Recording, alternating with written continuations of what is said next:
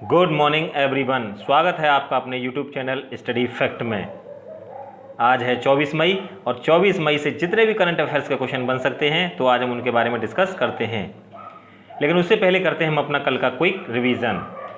किस राज्य की सरकार ने यूपी स्टार्ट अप फंड की स्थापना की है? तो ये स्थापना की है यूपी सरकार ने। किस राज्य में राजीव गांधी किसान न्याय योजना का शुभारंभ हुआ है? तो ये हुआ है छत्तीसगढ़ में। किस बैंक ने वर्ष 2020-21 के लिए मौद्रिक नीति व्यक्तित्व जारी किया है? तो ये किया है एसबीआई ने। किस मंत्री ने इग्नू के ऑनलाइन एमए हिंदी कार्यक्रम का शुभारंभ किया है? तो ये शुभारंभ किया है मानव संसाधन मंत्री ने। ओएनजीसी ने संयुक्त उद्यम स्थापित करने के लिए किसके साथ समझौता किया है? तो ये किया है एनटीपीसी के साथ समझौता। एयरटेल अफ्रीका और यूनिसेफ ने कोविड-19 से प्रभावित बच्चों और परिवारों की मदद के लिए एक साथ हाथ मिलाया है। अंतर्राष्ट्रीय जैव विविधता दिवस कब मनाया जाता है? और ये मनाया जाता है 22 मई को। आइए शुरुआत करते हैं आज के अपने करंट अफेयर्स की। तो आज का हमारा सबसे पहला प्रश्न है, किसने हाइड्रोक्सीक्लोरोक्वीन के उपयोग पर जारी एडवाइजरी में बदलाव किया है? तो ये किया है आईसीएमआर ने, यानी भारतीय आयुर्विज्ञान अनुसंधान परिषद, Indian council of medical research ने 23 मई 2020 को हाइड्रोक्सी क्लोरोक्वीन के उपयोग को लेकर अपनी सलाह में बदलाव करते हुए नया निर्देश जारी किया है। नई गाइडलाइन के अनुसार हाइड्रोक्लोरोक्वीन अब केवल पंजीकृत मेडिकल प्रोफेशनल के पर्चे पर ही दी जाएगी। आईसीएमआर के महानिदेशक हैं बलराम भार्गव और इसका जो मुख्यालय है वो है नई दिल्ली में। आइए इसी के साथ बढ़ते हैं हम अपने नेक्स्ट क्वेश्चन की ओर। नेक्स्ट क्वेश्चन है हमारा, हरित ऊर्जा उपकरणों के आयात शुल्क में कितने प्रतिशत की वृद्धि की है?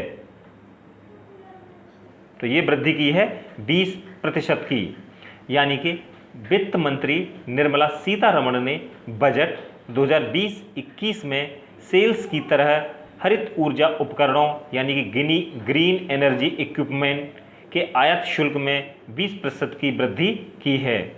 इसका उद्देश्य क्या है? तो उद्देश्य है उपकरणों के स्थानीय विनिर्माण को चलाना और कम गुणवत्ता वाले चीन वाले उपकरणों के आयात को कम करना है। और इस समय पर भारत की जो वित्त मंत्री हैं वो हैं निर्मला सीतारमण। आइए इसी के साथ बढ़ते हैं हम अपने नेक्स्ट क्वेश्चन की ओर। नेक्स्ट क्वेश्चन है हमारा, किस सभा ने खनिज कानून संशोधन विधेयक पारित किया है?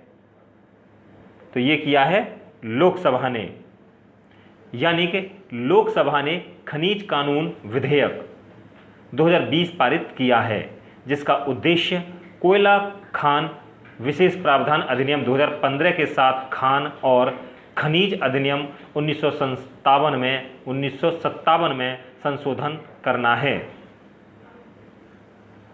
लोकसभा में सीटों की जो संख्या है कुल वो है 543 और यहाँ पे संसद है, राज्यसभा है और लोकसभा है। तो संसद का जो आर्टिकल है, जो संसद है वो किस आर्टिकल में आती है? तो वो आती है 79 में, और राज्यसभा जो आती है वो आती है 80 में, और जो लोकसभा है वो 81 यानी कि 81 के अनुच्छेद में आती है। तो हम इसको एक साथ याद कर सकते हैं, 79 में संसद, 80 में राज्यसभा और 81 यानी 81 में लोकसभा। और लोकसभा में जो सीटों की संख्या है वो मैक्सिमम या अधिकतम है 550। आइए इसी के साथ बढ़ते हैं हम अपने नेक्स्ट क्वेश्चन की ओर। नेक्स्ट क्वेश्चन है हमारा, कौन सा देश दुनिया में पीपीई किट का दूसरा सबसे बड़ा निर्माता बन गया है?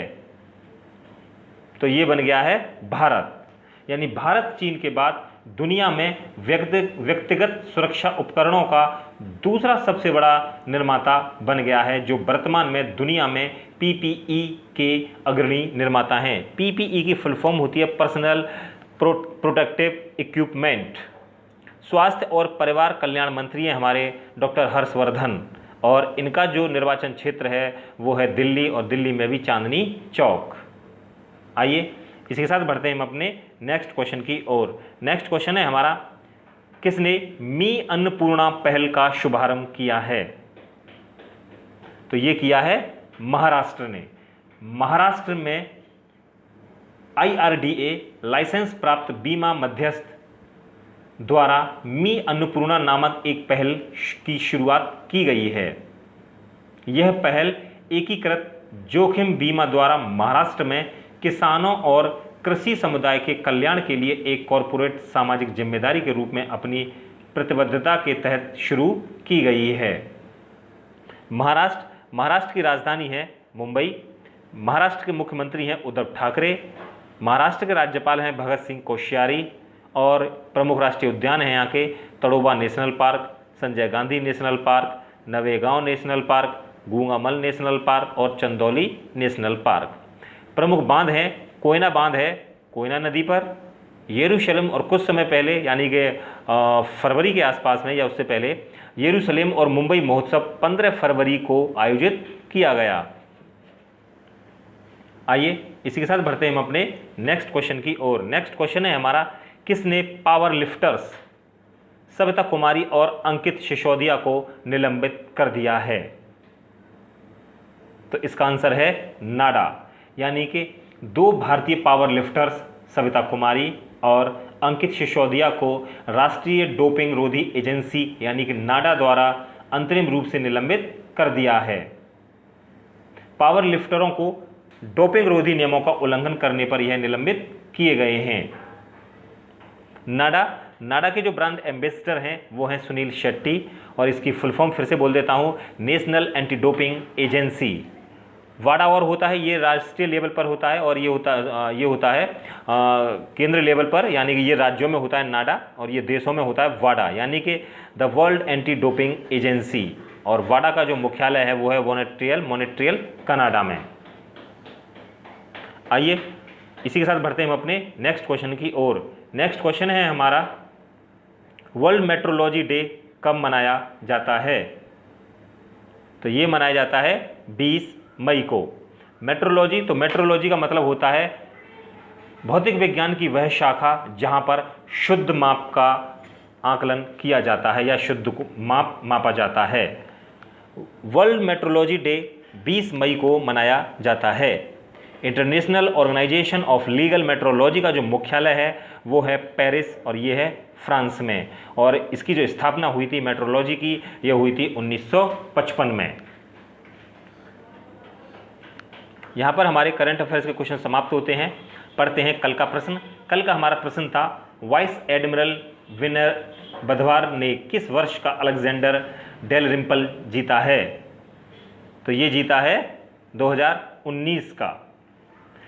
इसका जवाब हमें मनोज कुमार ने, मितेश कुमार ने, दीपक ने, सोनू, देबू, देवेश और सचिन माथुर ने दिया है। पढ़ते हैं आज का सवाल। आज का हमारा सवाल है, इंडियन स्टील एसोसिएशन के नए अध्यक्ष के रूप में किसे चुना गया है? ऑप्शन ए है Dilip Oommen, option B Amrit Singh, option C Chiranjeev Lodhi and option D Jogendra Oommen. इसका जवाब हमें कमेंट बॉक्स के माध्यम से जरूर दीजिएगा। वीडियो आपको कैसी लगती है ये हमें ज़रूर बताएं। वीडियो को लाइक करें, शेयर करें, सब्सक्राइब करें, और मैथ की वीडियो भी हमारी ऑल्टरनेट अपलोड किए जा रही हैं, तो आप उसको भी देख सकते हैं। धन्यवाद। जय हिंद।